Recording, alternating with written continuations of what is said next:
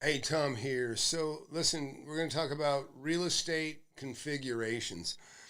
It's very important how properties are laid out. Uh, and sometimes there's like automatic value if something's laid out well. Sometimes you might have a business that, has shipping and receiving, and it's important you have a rear door and a back door. And then you might have another property completely different that requires a whole different layout. And I can't share the deal that I have right now with you, but I'm going to show you some examples of where configurations matter and how, like sometimes I'll buy a property just to put a tenant in it. In other words, I'll find a tenant that I know needs something, ready to move on something. And that's kind of something I got going right now, by the way.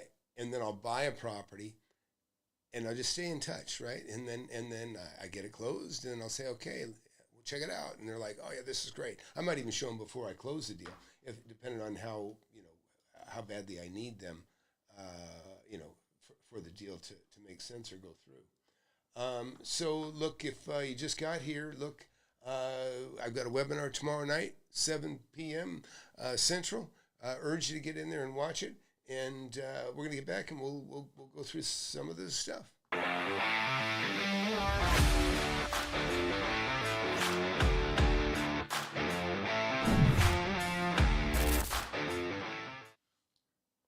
All right. So look, I've got right now. I've got this opened up, and I'm looking at LoopNet over in Houston. I can show you some other pretty cool examples, things that where things matter like that.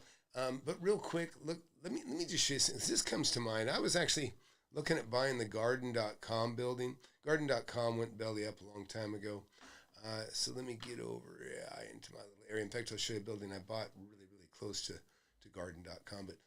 But Garden.com actually serves as a really good example. Also, you guys let me know if my microphone is working well.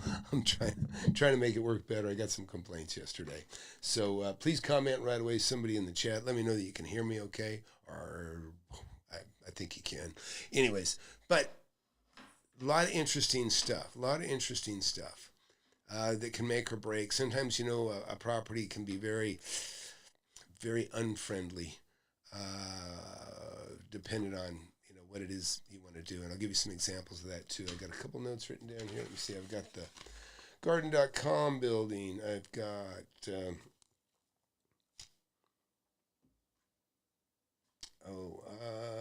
rack storage, Gardener.com, soccer field. Some of this. Oh, bingo hall. Okay. All right. So, hey, Virg. Oh, good. Thanks, Virg. Thanks for confirming that. So look, I'm going to show you a couple properties. So look, here's a property, and it's actually a property I made $1.5 million on right there. That little property right there. But I think it was before I bought that even. Check this out. This was the Garden.com building, right? And this is an example of, you understand that this used to be primarily an industrial neighborhood. Now this is a Lowe's. Check it out. That's a Lowe's. I buy a lot of material there. And then, but this was the Garden.com. This, the .com era. This is going back like, 20 years ago, right? 2004. Hey, Liam. Thanks, buddy. So this was the Garden.com building. And I remember I could have bought it for like $2,500,000. Think about that. That's only $50 a foot. Because as I remember, this was 50,000 square feet. And let me double check this real quick. Let me check the footage here.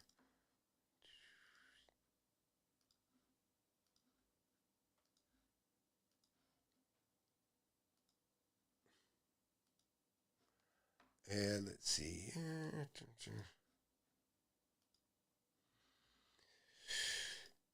Yeah, so look, this is 30,000 square feet as it sits right now. But let me take my little measuring device, and this is what it was. Yep, there's 42,000. So there's 42,000 square feet, right? Right, that square. And I think they took another 10,000 feet. So actually, now that takes it down to 30. Now 31,000 square feet. Now let's talk about this a little bit.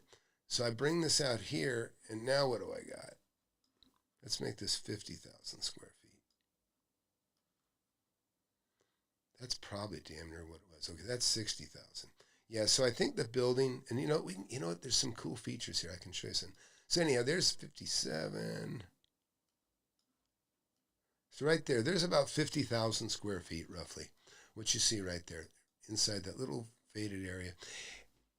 But see, what happened was it was 50,000 square feet of building with no parking, right? So I'm talking about the physical configuration of the property. And sometimes it pays to remove part of the building. And if I was going to buy that building, I knew that that's what I was going to do. I think I was buying other stuff. Let's see, 2004, I can almost tell you exactly what I was buying. But I didn't buy this. But you can see what they did, right? So they made more parking, right? They removed the building here. They removed the building here. And they made a nice little retail center where this had previously been industrial, right? Well, here's the deal. In general, it's not even so much as much now, but in general, I would say historically, retail property rents for twice as much as industrial warehouse, right? And that's why industrial warehouse is cheaper. But so the play on this deal was buying it for industrial price, which was $50 a foot back then. And then removing part of the building. So let's do the math on that. So 50,000 square feet back then. I'm just going to say 50 cents. I mean, probably 80 cents a foot was about right. So so that's 40,000, right? $40,000 a month. Okay. But if you reduced it back like you did, so we could have been in the bigger state, which is almost this whole parking lot, right? Let me get it further away. So this whole thing was pretty much building. There was almost no parking, this little bit here. And that was adequate because, see, for industrial property, you need 2 parking spots per 1,000. With retail, you need a minimum of 4. And some of them you really need like pushing 5 and 6, depending on what kind of retail. You got a restaurant in there, you could probably use 8 parking spots per 1,000. Anyways, so, but you do the math on this. So in the before, this being 50,000 at 40 cents, I'm sorry, at 80 cents a foot, that's 40,000 a month. But as retail, at 30,000 square feet, you're talking closer to $2 a foot, so 60,000. So you get 60,000 a month for a smaller building than you do, a larger building, of course, at a lesser amount. But that's the retail capacity, and of course, retail is what you want to do because on this thoroughfare, you see this right here. I talk about the going home side of the road, different things.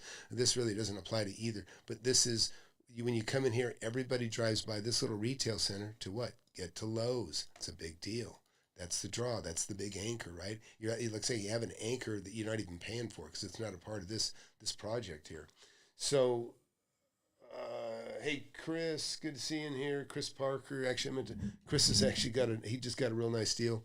House not too far away, and he's digging in, getting it knocked out. So anyways, so I want to talk, I'm talking to you guys just got here. I'm talking about how configuration matters. And so, the other thing with retail spaces, once you get over 55, 60 feet deep, the property kind of becomes useless because the ideal size is about 1,800 square feet, 1,500 to 1,800. So you get 55 square feet deep or 60 feet deep by 30, you got 1,800 square feet. That's a good size. But if the thing's 100 feet deep, you're only going to be 18 feet wide to accomplish the same footage, so it doesn't get rented. That's the problem. It doesn't get rented then. And so what happens with buildings that aren't configured well commercially, I'll show you. They actually turn into, they can turn into an HEB if they're an HEB, but an HEB kind of fits that. But bigger buildings, let me see. I'll tell you what I'm trying to find you. It's almost universal.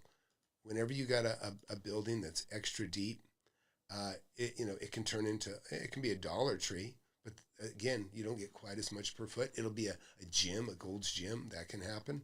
But what I'm looking for is what I see everywhere. And I got one over here. Where is it?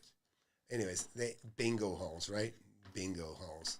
And so whenever you see, like, look at this beautiful building, right? Beautiful retail frontage here. The best part of this building, to me, is right here. And none of it's bad, but see, here you go, left and right. That's going to be about 50 to 55 feet deep. Let me get this going, and that is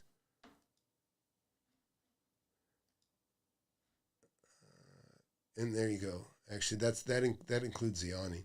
So redo that again. So basically, not counting the awning, yeah, that's a 76, but it's probably about 60 feet. And I'll show you what I'm talking about.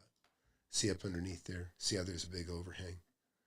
But if you go back where the store actually starts, your ideal space is going to be about 55 to 60 feet. So let's just say somewhere in there. It's actually a little bit, it's actually not ideal. It's a little bit too deep. I mean, for ideal. But let's go to another one, the parchment right here. No, that's even worse, 87. Yeah, so actually this building is not ideal. But if we go to other retail strip centers, what you'll see is the more ideal depth. Let's look at these. And these are all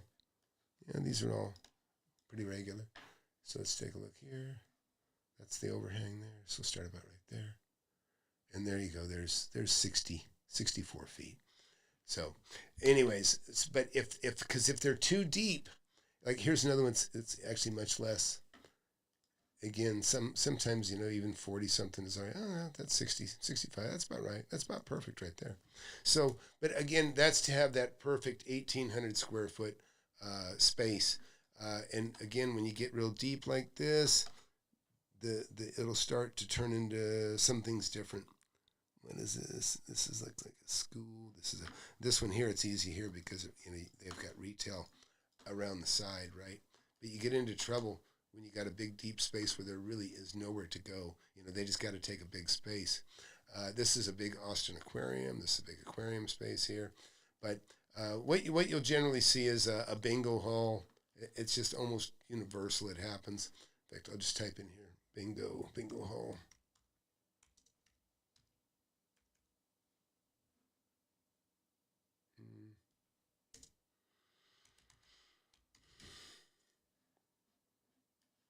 Let's see what they all have in common, right?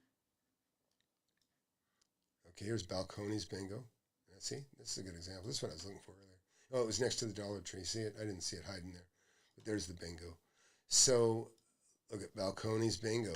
And what is it? It's a good-looking retail center. And, of course, the depth is probably super deep. Look at that. 200 feet, roughly. Oops, you can't see it. Take a look here. Right there. It's 190 feet, 195 feet deep. Okay, so again, it's perfect. But guess what? They're not getting $2.50, $3 a foot. They're probably lucky if they get $1 a foot. So when you get a retail center that's of extreme size, extreme depth, the values are going to go back down to what you'd get for like an industrial property. And nothing wrong with it. It's not bad. Russ wrote, "Hey Tom, I agree with you on retail getting more than other space. I converted office into retail and got double the rate of office." Yeah, it's true. And retail and office, by the way, Russ also a great student in the class, by the way. You'll meet him if you get in the mentorship. Which, by the way, don't forget, webinar this Thursday, 7 p.m. That's tomorrow night. Please get in it. You'll be glad you did. Also, if you don't have my book, get my book, Wake Up and Smell the Real Estate. It's been a bestseller on Amazon, Audible, and Kindle. There's just nothing like real estate. There's nothing to compare it to for getting wealthy. I'm telling you. So you guys that got $25,000 to $1 million, if you're not investing in real estate, you're going broke slowly. I'll show you that in a webinar tomorrow. And and all these properties you see listed here off my left here, those are all properties that I've personally purchased and owned. All of them. That's a big list, right? But I've been doing it for 45 years. That's not all of them, but that's a lot of them. Anyways, let's get back to I'm talking about configurations and why it matters. And sometimes the depths of the building, of course, is a big deal. And I'll show you a property that I just bought. Where is that thing? Let me see. But the reason I want to bring that one up, I just showed you garden.com. If you guys just getting here late, you may want to go back and watch the beginning of that. Now, so here's an area that has a lot of industrial properties, right? And so what's interesting about this to me is like, and by the way, property, sometimes you'll get a property And the more you buy up around it, the larger you make it, the more valuable it becomes per foot. A lot of people think, oh, the smallest lot's always the most valuable. And there is some truth to that. But the fact is, when you start getting into developments where you want to build apartments or you want to build certain things, you can't even build what you want to build until you hit a certain number. And so, and these properties here, I like this one. This is actually a really good example. So take a look at this. Is an industrial area. I actually own this building right here. These several buildings right here, actually, right there. But these buildings are on 1/3 acre lots, and so you can see here's the property line. There's an entrance. There's a building, entrance, building. So these are like two that were probably made by some investor at the time. Probably built them out and then resold them. But I want you to look what somebody did. They bought back-to-back lots. See how this lot here, right here, this one here is back-to-back with this lot here. Now, why is that beautiful? Because look, they've got basically a rock moving machine there. That's what that is right there. And so this is perfect because the way they configured, they took two lots back-to-back, rather than like I own these two properties right here. I own two properties, this building here, and I own this building here. Okay, that's two lots side by side. Well, this guy got two lots back to back. And in his situation, all he needed is a small office building for probably some of the valuables and, office. And he probably has some decent stuff in here. It looks like, they're bringing something in with an excavator here.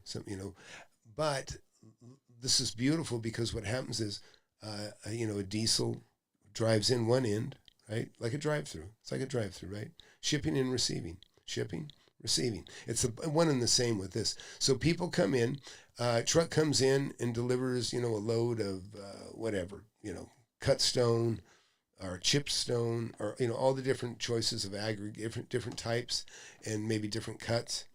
And in fact, let's see if we can get on the ground here. I don't think we can get in there. But we'll get on the ground here. Okay, so you can see in here, look at, they got one rig there. Pretty nice rig. And there's a forklift in the background with pallets, right? So they got pallets of rock. And so the beauty of this is, a truck and trailer pulls in, they unload this stuff, stack it to the left and right. That truck pulls out, he gets paid for dropping off. And then the individuals, like this guy coming up here, he probably just placed his order and there's his truck. And now he'll pull in and then this guy will load him up. And so this is really why, not configuration matters. It just depends on the type property that you want. But this is really kind of a beautiful thing. I really like seeing something like that. Oh, you know what? Oh, guess what? I just discovered. Oh, check this out. This guy's encroaching on my property. Check that out. I didn't even know that. Yeah, this is my property right here now that I think about it. You see this building where this ends? And I'm only noticing this. Look how the property changes here. See that? There's a corner right here. I'm talking about right here. And then see how these lots don't line up? They're offset. They're offset by, how much are they offset? 30 feet. So basically, oh my gosh, you know what? I got to look at this. So this is an interesting discovery that I'm making while that you guys are witnessing. Let's do a check here. Yeah, about 90 feet, right? 90 feet is a lot. You can see up at the top there, 90 feet. So let's go check down here. My property here is should be about 180 feet. No, that looks right there. That looks right. Maybe I'm wrong. See, I'm greedy. I'm thinking, hey, I might have some property here. Ah, look at that. See that 112? That should be 90. That's the deal. So check it out. This line that you see me creating here, I'm fenced out of this property right here. So that's a really interesting thing. So I have 10 feet of property that I need to reclaim right here. And I'm going to, so actually that's a bonus. Maybe I'll have enough room to drive on the left side of my building here. I don't know. We'll find out. So anyways, but again, let's get back to the point here. Configuration matters. Sometimes you need a corner, just like in this situation where that guy needed the flow of being able to drive a truck through the property, drop off left and right. People can come in, buy stuff. They load them up, send them on their way. So I showed you earlier with that other. Let's think about another one. Let's see. I got soccer field. I don't remember what the heck that is. Oh yeah, I know what that is. So check this out. Yeah, this is an interesting one too.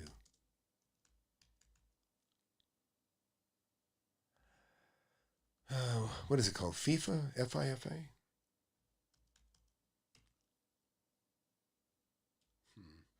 Yeah, I'll just have to find it manually. It's not hard to find. We have an enormous soccer stadium here in Austin. Let me find it real quick. Mopac 45.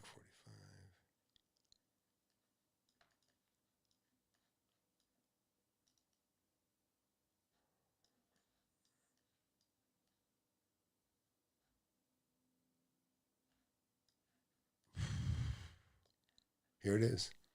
So check this out. So this is Q2, right? Look at this. It's a beautiful soccer field. A lot of people are huge soccer fans. Well, I actually, because this is getting back to configurations. So, this is a billionaire sport. It's big. It's just like we have some big stuff going on here out in Austin. Anyways, there is a street here. I think it's right here, McCullough. See if we can go down there and read a sign.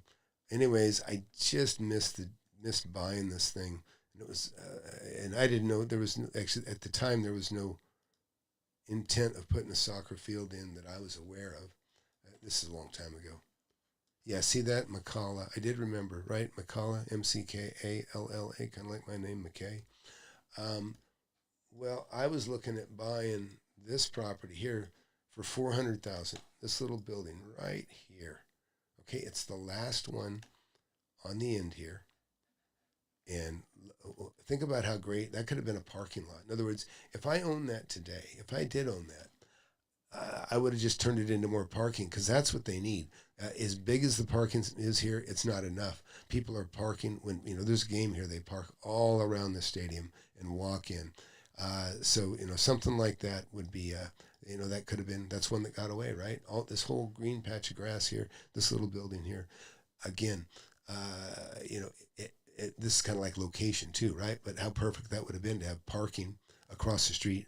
From there, you could have gone up 5 floors.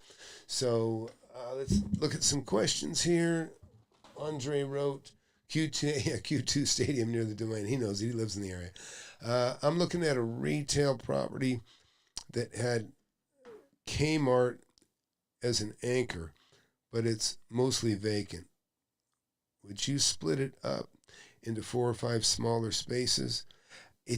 Josh, I don't know. I'd have to look at it because what's going to matter about that, and listen, that's kind of a common problem.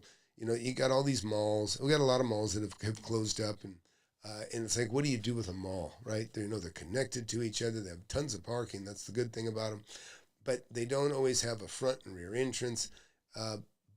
So you're kind of stuck with the same thing. How many square feet is it, Josh? If it's an old Kmart, it's probably at least 100,000 square feet, right? Probably at least 100,000 square feet.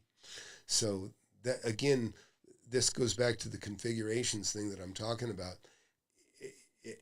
It's hard to put a retail location in there. So maybe what you've got there is, is just a bingo, a big giant bingo center. If there's not already one, that's the problem. There's usually a bingo center already established, not too far away, and I don't know. I'm not a bingo player, but I don't imagine there's room for too many of them in any particular town. Maybe in Florida you get away with a little more just because the older folks. I don't know, but 90,000 square feet. That sounds about right. George something wrote, I've seen an old Kmart become a U-Haul storage facility. Yeah, I can understand that happen. You know, the thing is, there's a lot of decent industrial type uses that, you know, things can be repurposed like that. And I love repurposing property. You know, I mean, I can show you some of the things that I've repurposed that changed, right? So I'll show you some of my stuff right now just because I can. And hey, by the way, man, hit that subscribe button if you just got here. Don't let my channel get away from me. And you guys, look, a lot of you guys come in here and you don't subscribe. Subscribe. It helps the channel. And also comment. If you would comment under the video, that helps the algorithm, which I am so terribly at nursing. But what I was going to say is, yeah, so look, this was a roller rink, right? This was a roller rink. And, you know, I just turned it over into a warehouse. Because it pays more. It pays more, right? But when this was a roller rink way back when, there was nothing on both sides of it or across the street. So people would park in the grass, basically in the weeds all around this thing. And that's what happened, you know. And then I've got a school here, and this is a school I own, or was a school. It was a school for like 100 years. And you know, now it's an office building and a food park. You know, so you know, things change. Just understand that. Things change, and a lot of times it's for the better. What should somebody do with $200,000 in equity? Well, if you plan on investing in real estate, you better get some education. And I would urge you to get in the webinar tomorrow. And get my book. There's my book again. Wake Up and Smell the Real Estate. So don't miss that. Anil Illuminati. Okay. Anyways, so tomorrow night, 7 p.m. You got 200 grand equity. If you're not, you know, I tell anybody, if you have 25,000 or more and you don't have it invested in real estate, I had no cash. I put every cent I had, I would throw back into real estate. And every time I did, I'd have good cash flow coming in each month.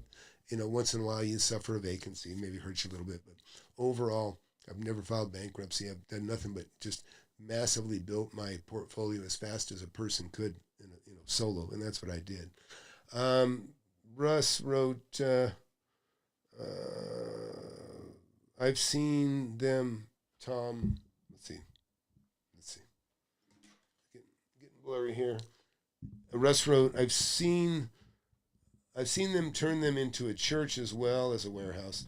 Tom, what would you repurpose a skyscraper into besides apartments? Ah, boy. You know what? If you've ever been to Taiwan, and I have, they have factories. They have elevators that a forklift fully loaded with some heavy stuff can drive into the elevator and go up the floors. So they have floor after floor where you can actually have a complete industrial property that is like just kicking ass. I mean, heavy equipment, tons of power, and they're just manufacturing all the time. And they might be, five floors up. But that's obviously not going to happen because it's got to be structurally built for it. Yeah, I don't, you know what? Skyscrapers are kind of out of my league, to be honest. I've never owned a skyscraper. And, I can tell you, Ben Mala had a hotel between a lot of office buildings, right? I think it was in Orlando or somewhere.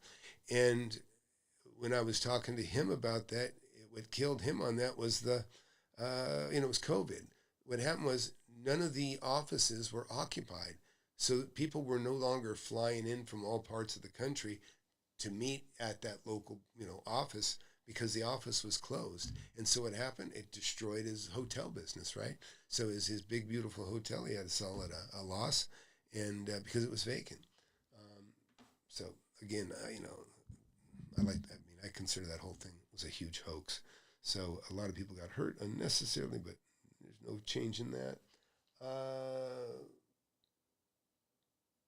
Oh, there you go. Yeah, Liam wrote, make the Kmart into pickleball courts. And not a bad idea. Everybody's putting in pickleball courts everywhere.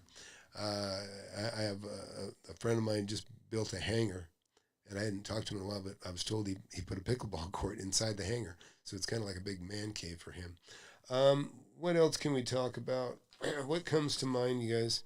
Because I've got many of my students in here too. So, and by the way, look, anybody wants to call in, you can call in at that number there, 424-866-7929. And we can talk about whatever you want to talk about. Again, got a webinar tomorrow night. You can see the links below. Just go to FlipAnythingUSA.com. And let me see if I can show it to you real quick.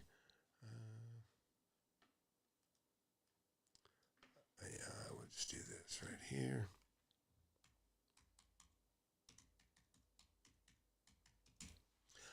Go here, and at the top here, you'll see webinar.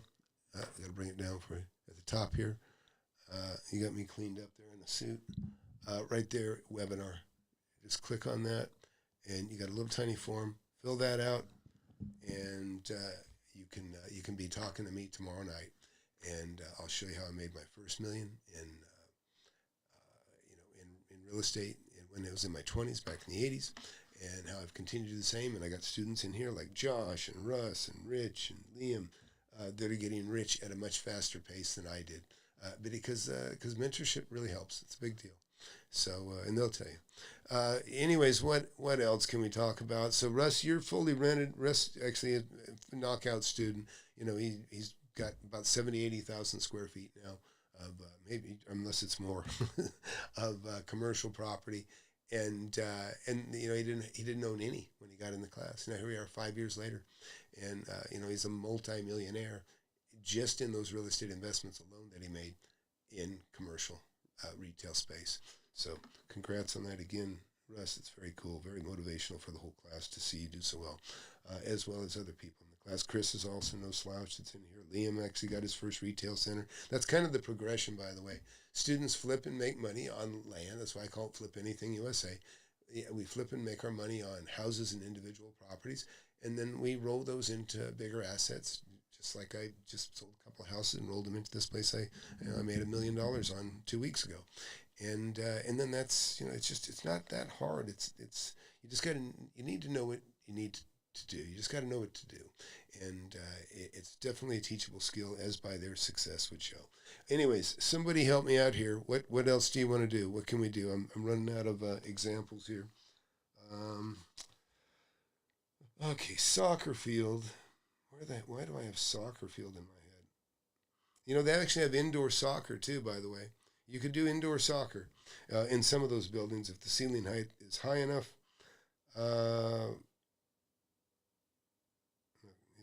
Geez, it's terrible. You write your notes down. You're trying to remember what the hell was I going. Where was I going with that? Rock store. Do not remember the rock store. Anyways, Russ said he's working on keeping the final space in Tumwater. Have tenant about to sign lease. Also have 2 more floors left to lease on the downtown property. That's great news. Glad to hear that. Also, I'll tell you something. I got a call today. A tenant says, "Hey, Tom, do you have 5,500 square feet?" They already rent 7,500 square feet from me. They go, "We need it." I go, "What, to move?" And he goes, "No, I just need another 5,500. And I said, "I got 5,400. And you guys know what I'm talking about. The one I just bought 2 weeks ago. It's perfect. He's going to rent it. I just I sent that to him a little while ago, and he's followed up with a couple more questions. And so it's a very, very cool thing. What else? All right. Anybody got anything they want to have us take a look at? Anybody? What do you want to? Anything you want scrutinized? I actually had some properties. I'm always trying to help somebody. But and I'll show you something. So do I want to show you that? I don't know. I can't show you that one yet. Sorry. Oh, wait, back on that. So I'm going to talk about this also. Like I say, there's ideal configurations for property. There's also properties that are not ideally configured, but guess what? Everything has value. Everything has value. So let me just show you. I'm going to go back to this. This is a warehouse I own, right? This used to be a skating rink, a roller rink, if you will. And this is a 20,000 square foot building, and I bought it. And it's a warehouse, but it's not an ideal warehouse. Let's talk about why it's kind of an inferior warehouse. Well, first of all, it doesn't have any back doors, right? Everything feeds from the front. Everything feeds from the front. It's a nightmare. So your shipping and receiving, you'd really like to usually have those at different doors. So stuff comes in, just like I was showing in the rock yard, stuff comes in, goes where it goes, gets assembled, gets made, gets broke down, and then it goes out another deal, out and it goes out the back door. Well, this building, because it wasn't set up that way, it's set up to be a roller rink, so they didn't even have doors on the thing originally. So these two doors got cut in, and then this is a subterranean. This is a loading dock, but if you take a look, it's not a typical loading dock. It's not an ideal loading dock, because what happens is a truck has to back in here, and then this is what we call a subterranean dock. So in other words, here's the building up here, and then we had to dig it out to make it a ramp so that a truck rolls back, they roll open their door, and now the truck's sitting at an angle. Hey, it's better than low loading dock, because that way you can just roll the goods right out of the back of the truck. They have a ramp. They call it a dock leveler. It kind of pops up, and it rests its tongue like on the back of the truck, and that way, if there's any offset, whether it's a couple inches or whatever, the dock leveler kind of compensates for that. It'd be a beautiful tool. But anyways, this is a warehouse. It has value, and actually it's got a great location, right? Not for a warehouse. It actually has a great retail location. But guess what?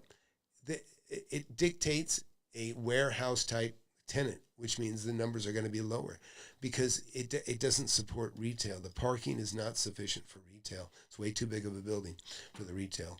So what happens is it still has use, but unlike that .com building, the garden.com building, it's possible to cut this back. In fact, I can show you another property. Let me think about it. Yeah, Lago Vista. I'll show you a building I could have bought. I think I offered $600,000 for it, and they didn't say yes. But let me see if I can show it to you. Jeez, man, this place has grown so much. It's a little bit hard to figure out sometimes. Yeah, but it's again, here it is. Is that it? Anyways, but it boils down to a building that they have would be good for certain things. That's it right there. Can't believe I found it. So check this out. In fact, this actually brings up another really, really good lesson here on location, by the way. So take a look at this. This is a building. It is on the going to work side of the road. In other words, everybody comes in this thoroughfare, and then guess what? Some of them go straight. Some of them go straight, right? Some of them go straight. Many of them turn right. Most of them turn right here, and they take one of these streets, because that leads to an enormous, look at this. That leads into this enormous subdivision right here. And most people that get there come through this drive right here. So, and now look at this building here. This is a beautiful little building, but it's a nightmare. And I'll tell you why. I watch business after business go in here and go out of business. And the reason is, even though this is right on a corner, sounds good, right? It's on the going home side of the road, right? But not quite. The going home side of the road is the traffic comes this way. Traffic comes this way, and then it turns right. Okay? This is the corner. This corner here in that triangle, that's the money. That's the money. But so, because nobody wants to drive in their car, go here, and then go here, and then go here, and then you can't get out. There's no outlet out of this parking lot. And so then what do? They have to come back out while people are going home driving, so it's hard to get out now, to go here, to go here, to go back here. So for that reason, this is a horrible corner, and that's why, and the parking is inadequate too, but I see one bistro or one cafe after another goes in there, and they go out of business because it's just the wrong spot to be. But if this little house or this little building that you see right here, if they'd have just put it right here across the street, it'd make all the difference in the world. And now this property here that I was looking at buying here, this is another one that, again, the parking is it's inadequate. This is like a 15,000 square foot building. It's 2-story too, so it's kind of a bummer. It's not, might as well call it an 8,000 square foot building. But let me tell you what I was going to do. If I bought it, if I did get it, what I planned on doing was I was going to cut it back. There's also a school in there, which is not ideal, but I would have cut it back something like that, right? It's a metal building. It could be done. And I would have created more head-in parking and just made it a little bit more useful. Or maybe cut a little bit off this end here, maybe push this back here, maybe get 2 rows of parking over here.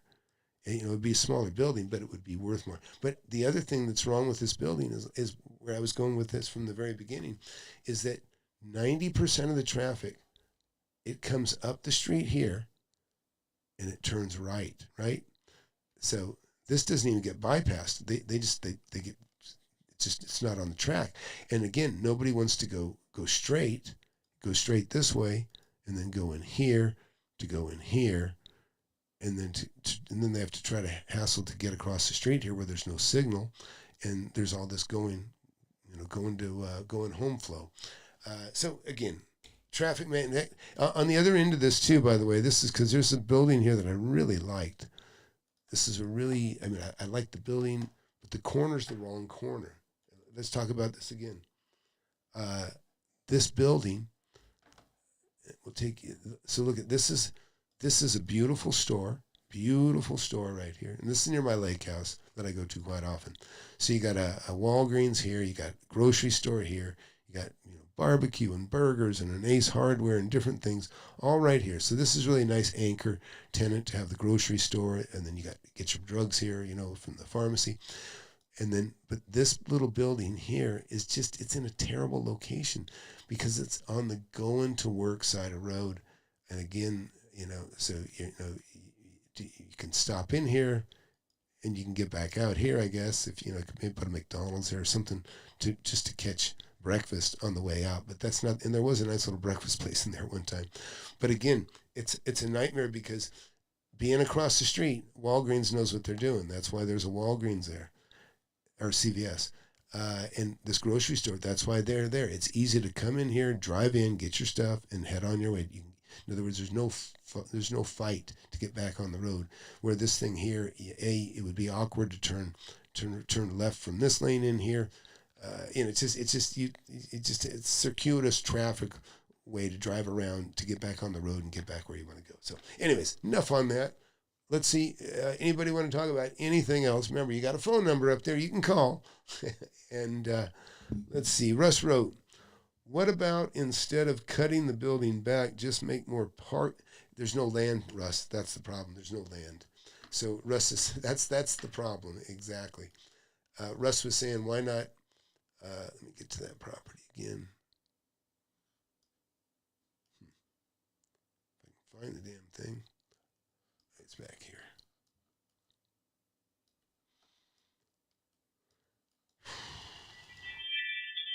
I gotta find it, Russ. Sorry. I'm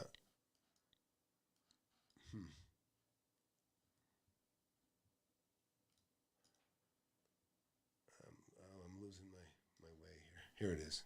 Okay, we're getting close again. Okay, here it is, Russ.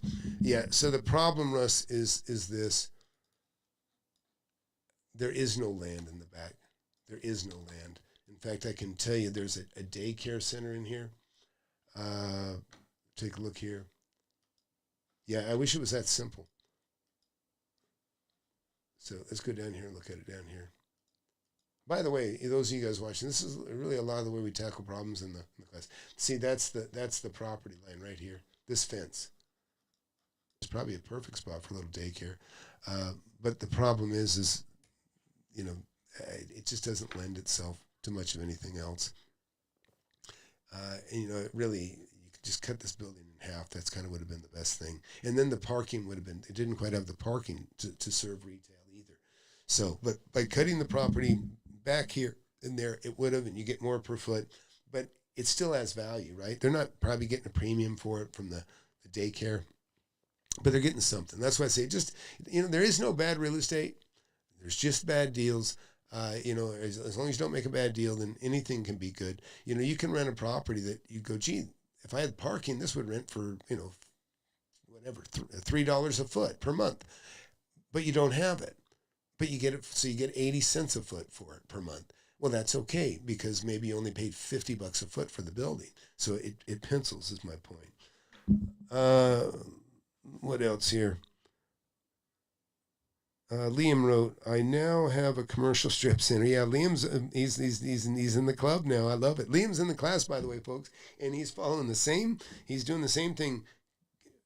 Ron, Russ, Ken, and Rich and Russ all made money with individual, flipping houses or land and different deals, and they've rolled that into some awesome commercial real estate. And now Liam's in the club. It's really, really cool. You'll, if you listen, if you just got here again, hit the subscribe button. But number one, get into the webinar tomorrow. Get in the webinar tomorrow, right? Go to FlipAnythingUSA.com. Get in the webinar tomorrow. And I'm going to show you guys where I made $1 million here just 2 weeks ago with the property I just bought. So Liam wrote, "I now have a commercial strip center and received a crash course on highway frontage, infill lots, and having the barrier in the median." Yeah, so yeah, and Liam did. He's got a beautiful property, and he's fortunately for him, he's a very handy carpenter like myself. He gets his hands dirty, knows what he's doing, knows how to knows what plumb and level means, and he knows how to hang a picture on the wall and a lot more. And so he is making a rough property beautiful. And he really does beautiful work. I got to say, very impressed, Liam, with everything you do. And now people are coming to him and saying, "Hey, I want to put in a coffee shop, or I want to put in a pharmacy, or I want to put in a liquor store." I think you got to go after liquor store, to be honest, Liam. I think that would be a really good thing to get in there. Liquor store, vape shop, you know what I mean? If you can, liquor store, vape shop, and tattoo parlors. They pay. They don't take much space and they pay well. And then of course massage parlor, massage spa, because they're everywhere. And a bar is going to take a lot of parking, but those others won't take so much parking. Yeah. What else? Who else are in here? Oh boy. Yeah. Yeah, and I'll have to share some more with you guys this Saturday. I guess I can't talk about it here, but I'll share some stuff with you guys Saturday. Those are here that are in the mentorship. All right, man. Somebody help me. What do you want to talk about? Give me something. Give me a topic. Tell me to look at something. Whatever you guys want, we'll take a look at it. Liam wrote, "And off the books, what would you do with a huge building about 300,000 square feet, built as a warehouse, but is sitting empty for the last 2 years?" Yeah, that's an interesting thing, Russ. It just depends, because it just depends. What I look for, and I'll take you to an area right now. Let's go out to a lot of speculation on this area. And I got some properties I'm looking at. So check this out here. This is Samsung, right? This is the chip maker. Look at this plant. Freaking huge. And look at this. Look at this. This is where they've just staged materials. Look at that. That's all staged materials for what? To build more buildings, right? They've already got, this is paved. I'm not sure. Maybe they incorporated, tore something down out here. But look at this. Look at the amount of structures. Look at these trailers. These are contractors' trailers, right? These are the contractors that are working on the buildings that are being built. And then the handful of these are probably employees too that are also working. But this is a new colossal chip making center. And of course, a lot of speculation going on about what's going on. You can see they're regrading. They bought farmland. This is a super, super cool place. All right, so I'm getting excited about that. I'm interested. I'm game. I've done really, really well buying in the path of progress. And so I found a property out here, and I'm showing it to you because I don't think I'm going to buy it. Otherwise, I wouldn't show it to you. But here it is. Here it is right here.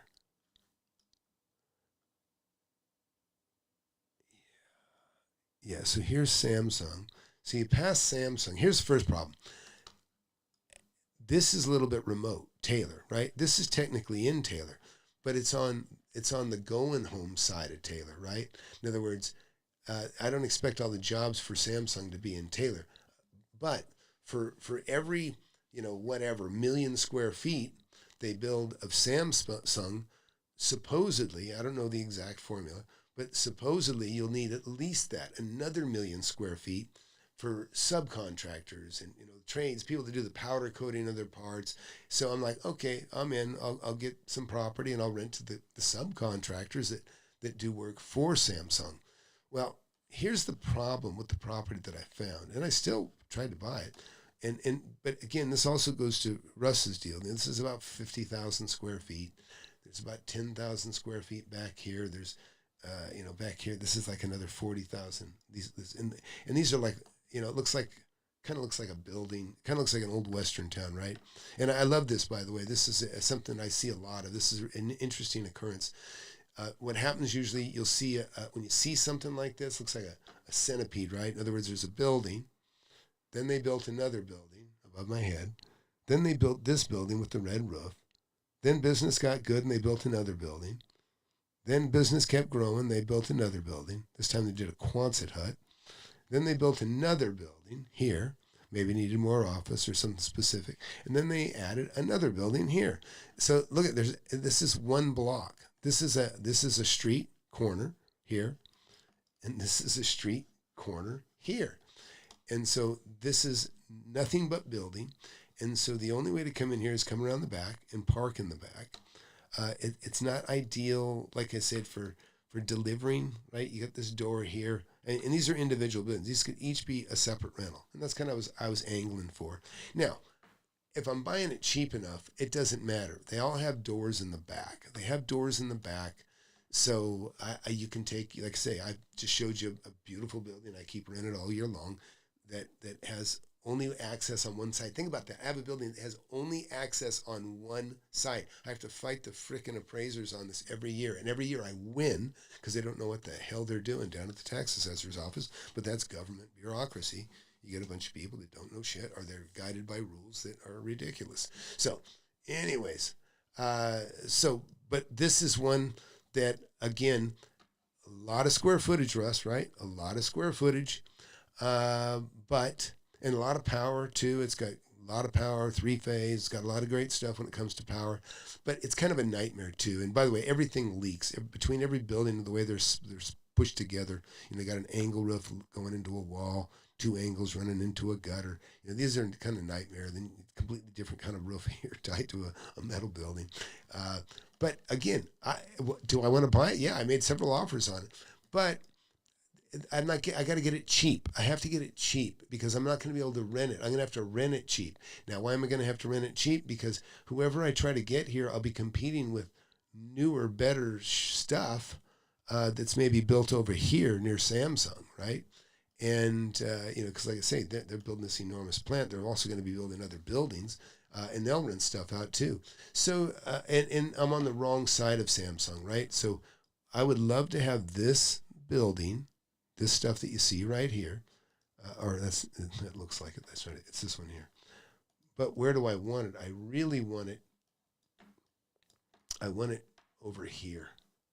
I want it closer to town, right? I want to be on the other side of this Samsung. I don't want to be on this side. I want to be over here. Yeah, I want to be over here. Because this is like everybody comes, they turn right and they go to work. It's kind of like the examples I was giving you earlier with those dead corners. In other words, people come in here, they turn right and they go to work. And when they leave, guess what? They don't go this way. They go this way. So if I'm going to have industrial, I want industrial buildings that are between here and here, because that's where all the progress is 99% of the employees are going to be running back and forth off this side. And so now I still will buy something here. I just won't pay a premium for it. I would pay more for a property over here because I'll get it in rent. And of course I want it, ideally, depending on what the business is, I want to be on this side of the road. I'm not even sure what's here. Let's take a look. I think actually, you know what? That's car lot. My son bought his truck out there now to think about it. Yep, there it is. Covert Chevrolet. My son bought his car out here. And again, they know all about being on the going home side of the road. Hey, I'm on my way home from work. I'm getting tired of this pickup. I think I'll go in here and take a look and see what the new pickups are. And so they keep getting tempted. Think about this. If you guys know about ads, you get retargeted with ads. So ads keep coming back You know, all of a sudden you're seeing whatever you were looking at pop up everywhere else you ever go. Well, this is like a retargeting ad. Every time you drive back home, you drive back by and you see the car of your dreams or the truck of your dreams. And so that's your retargeting part, you know, pop-up ad keeps coming up on your way home. So when you're starting off in real estate, is it best to start on residential and work your way up to commercial and industrial? So, Kiddo, listen, and his name's Kiddo, by the way, on this thing. I can't, I would say in general, yes. In general, it's better to start with residential property. And the reason I'm going to tell you that, and that's not how I started, by the way. I didn't start with residential property. But the reason I say that is because there's more residential property than anything. When you take a look here, 90% of this map, if you broke this down, about 90% of this is houses, right? Maybe 10% land, right? Land, and then houses, and then maybe 10% retail, commercial, office, right? All those. So the reason you want to be in residential just to start, and believe me, I buy houses all the time. The reason you want is there's so many of them. There's so many customers for them. So it's a readily sellable asset. It's the kind of asset that if you buy it right, you can flip it immediately. You can, as long as you buy it right, you got to buy it considerably under market so that you can sell it a little bit under market and get rid of it. So residential is definitely the way to go for making the easiest money. Now, I made $1 million on a piece of industrial property 2 weeks ago. Now, and I didn't start in the first property I bought when I was 19, 45 years ago was a little industrial property, a little kind of a hybrid, just to show it to you real quick. Yeah, this one right here. Some of you guys are sick of seeing this property, but there it is. That's my first property. Not a house, not a piece of land, a commercial industrial property. And again, I got it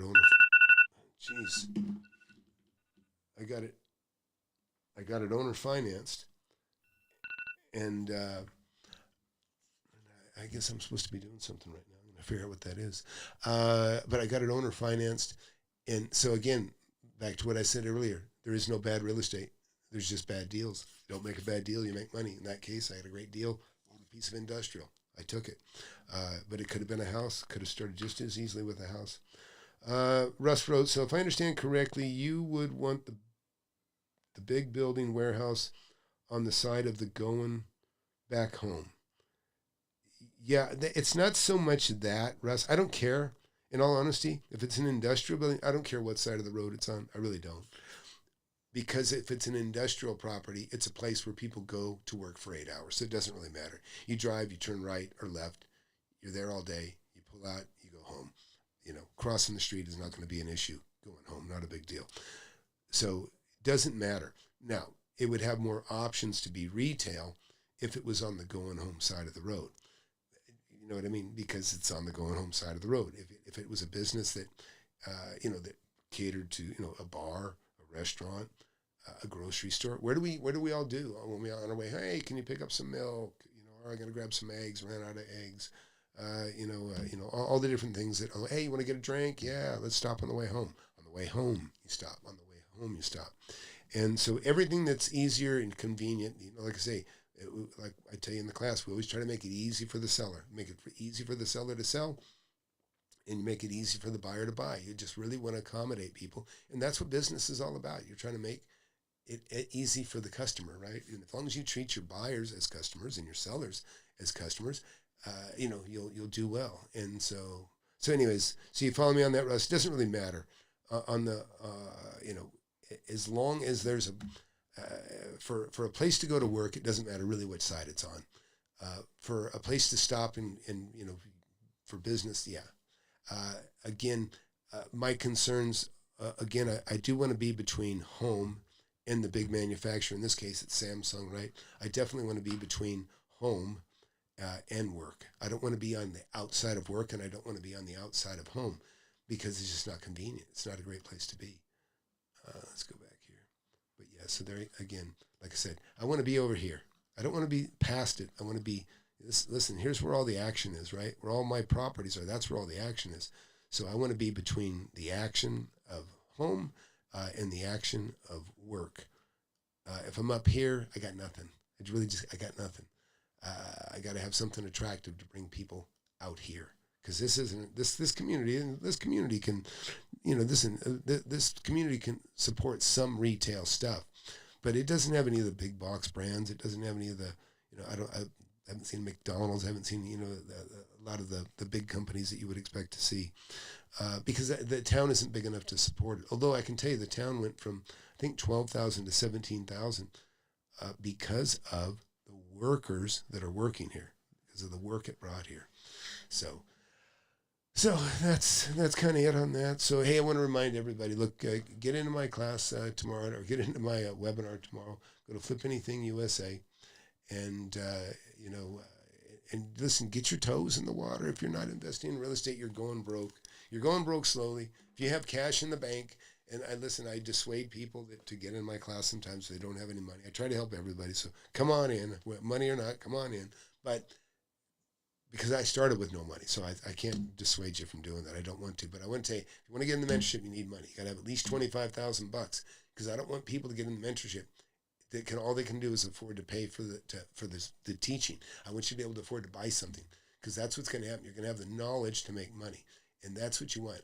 I want you to have the knowledge to make money, and then you got a little bit of cash, so you can start. You can take 10, turn it into 20, turn it into 40, etc., and then pretty soon you'll be in the club with Russ and Rich and Liam and Ken and everybody else in here and many others that aren't in here right now that have actually built very substantial portfolios, very, very substantial portfolios.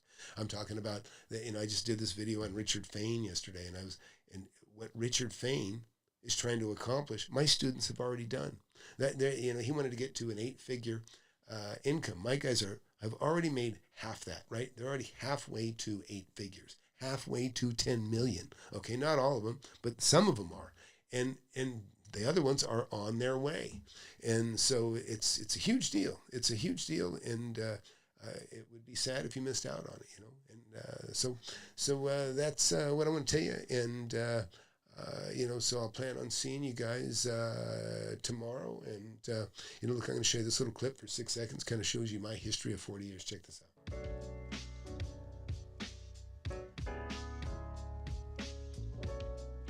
Yeah, so that's just a quick 6 seconds, but it shows you a bunch of properties that I have owned and still own, residential, commercial, industrial land. And that's me over a period of the last 40 years. In fact, Russ here, I said, Russ, hey man, Russ, send me a picture of you standing in front of your 50,000 square foot building. I need the same from Rich as well, and actually some of the other students. Because it's so cool, because I've got pictures of me when I was their age standing in front of, a big giant building that I was proud of. And I really would like that for you to be you guys. Listen, guys and gals. I had a wonderful gal just joined here yesterday. Crystal, welcome to the class, by the way. She's going to be a great asset. She's a hard worker, and she's going to go far. It's going to be really cool. But we have so many great students. So listen, skip the bar, go to the webinar tomorrow, 7 p.m. Central, and just fill out that, go up here to webinar, fill that out, and I'll look forward to seeing you tomorrow, and it'll be a lot of fun.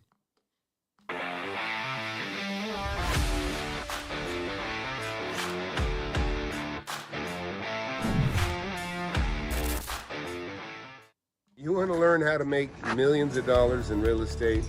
I've made tens of millions over my lifetime, and I'm showing people how to do it. Get in my free webinar. I have it every Thursday, 7 p.m. Central. Go to the link below, FlipAnythingUSA.com/webinar. Sign up for it. You can talk to me face-to-face if you want. Don't waste any time. Hit that subscribe button. Hit that like button. You don't want to miss my channel. I've been doing it for years.